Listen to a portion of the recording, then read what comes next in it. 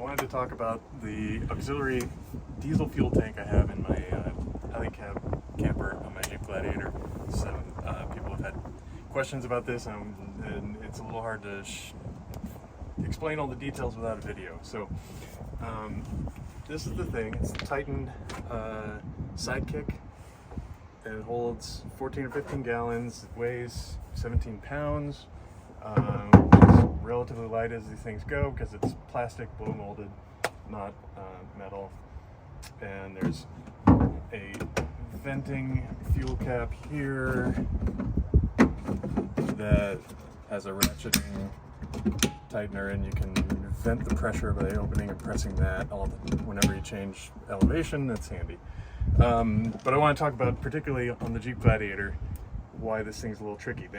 Titan makes a Gladiator specific kit, which is this exact same tank but different brackets, because maybe if you can zoom in over here on this corner,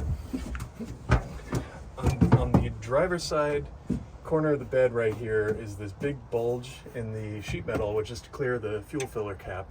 I assume it's the same on the gas, but it's definitely like this on the diesel, which is what I've got. And if you pan over to this other corner, no such bulge. So what they recommend you do for the Gladiator is get their Gladiator kit. It mounts on the passenger side, it tucks in really tight, and then when you want to fill it, you fill from the passenger side instead of the driver, and then when you want to transfer, you run your siphon hose across here, which in my case is through the living space. I don't like that at all. And I really don't want to have to park on the driver's side to fill up the main tank and then have to move the truck just to fill this. So I just got the generic trail trekker, not the Gladiator specific kit, which means that the nose of it has to kick out a little bit to avoid this sheet metal, which means there's a little dead space, wasted space in here, which you can use to store things like solar panel or maps, or the siphon hose for this tank would fit perfectly there.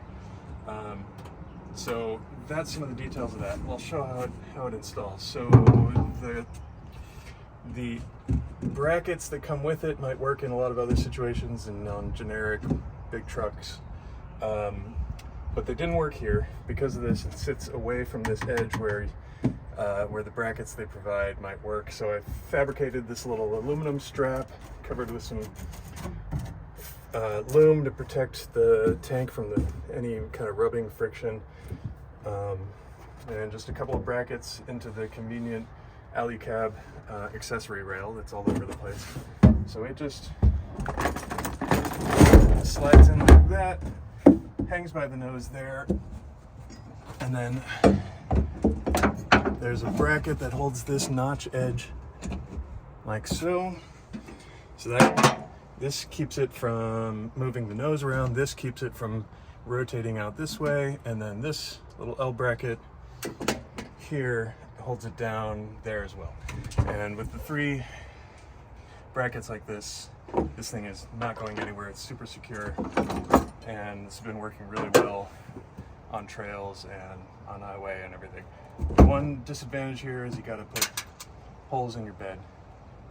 They give you sheet metal screws to just drill holes straight through the bed. I put in M6 threaded inserts that match the rest of the M6 that's all over the Alu-Cab. And that's been working out really good.